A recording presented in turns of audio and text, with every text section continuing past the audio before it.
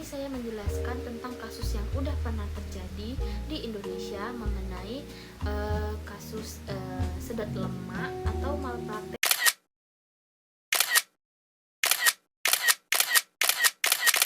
Kejadian ini bersangkutan mengenai kode etik kedokteran Indonesia dan standar profesional seorang dokter dalam melayani pasiennya. Pada pasien itu seorang wanita di Jakarta Selatan. Dari kasus ini terjadi di klinik di CPT atau di Jakarta Selatan.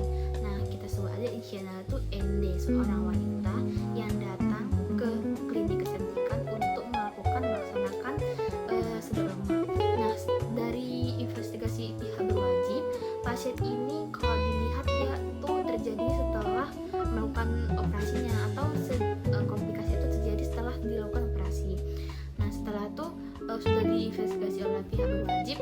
Nah, ini kalau dilihat itu ya udah pasien tuh terlihat waktu dirasa kayak kurang standar gitu. Terus kayak tempatnya itu kurang bersertifikat yang berwajib gitu sesuai dengan standar kedokteran, terus standar surat izinnya itu kayak masih dalam kurang. Nah, dari kasus ini perlu yang dipertanyakan pertama, apakah dia itu menangani sesuai dengan kompetensi. Nah, jika tidak berarti dia itu tidak masuk ke dalam berarti kurangnya prosedur dalam standarnya profesionalnya seorang dokter. Lalu kedua itu apakah sebelumnya pasien itu sudah di-info konsen. Nah, jika tidak berarti itu pasien itu berarti dokternya itu kurang dalam masuk dalam pelanggaran etik. Apakah dokternya itu bertindak dengan cepat dalam menyelamatkan pasien. Nah, jika tidak berarti ada kelalaian pada penanganan pasca operasinya itu, maka ranahnya itu masuk ke dalam malpraktek pada pasien. Nah, jadi dalam dunia medis ini dokter itu harus mempunyai prinsip kode etik. Nah, jadi itu ada beberapa prinsip yang harus dijalani sebagai seorang dokter. Nah, pertama itu ada non-malfeasance yang merupakan seorang dokter tidak boleh membahayakan pasiennya. Nah, dalam kasus ini lumayan terikat bahwa kalau dilihat tuh tidak adanya persiapan, terus tidak adanya penanganan, tidak adanya terlaksananya itu yang memadai.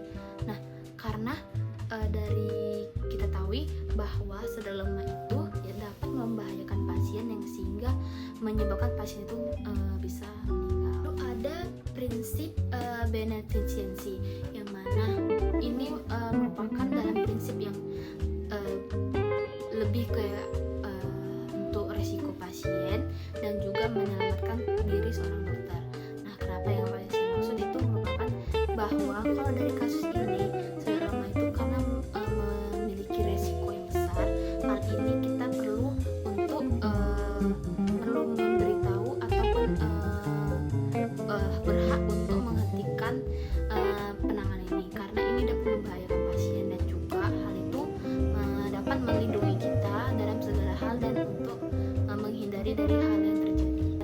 Prinsip ketiga itu adalah info consent, merupakan mana prinsip yang sebelum melakukan apapun tindakan medis tindakan medis yang dilakukan itu pentingnya itu info consent itu memberitahu persetujuan apakah pasien itu siap dilaksanakan tindakan, lalu dan buat surat persetujuan bahwa tindakan ini perlu tindakan yang untuk mencegah terjadi suatu hal yang terjadi. Makanya kita pentingnya selalu itu melakukan info consent pada pasien dan menjelaskan bahwa prosedur ini gini, terus tindakan gini, resikonya gini. Itu perlunya info consent dalam suatu tindakan kompetensi dan profesional, bahwa seorang dokter jika ingin melakukan suatu tindakan ini perlu namanya itu profesional dan kompetensi yang mana dokter tuh harus ahli dalam hal ini.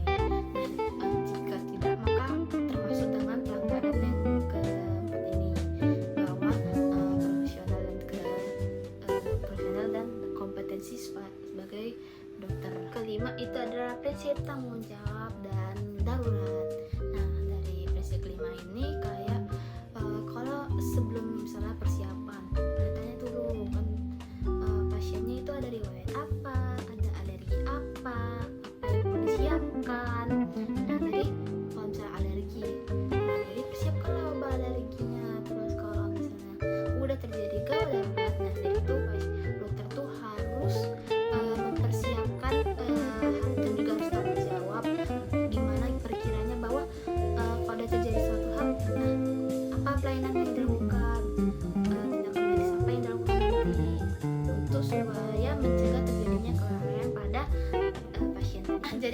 kesimpulannya bahwa bagi ini penting bagi dokter dan bagi masyarakat.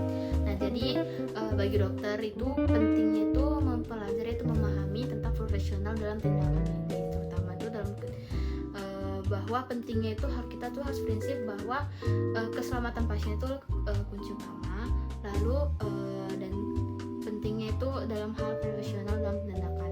Lalu kalau bagi masyarakat bahwa pentingnya itu memilih dokter yang benar-benar paham bahwa apalagi tindakan kecantikan estetika ini, bahwa itu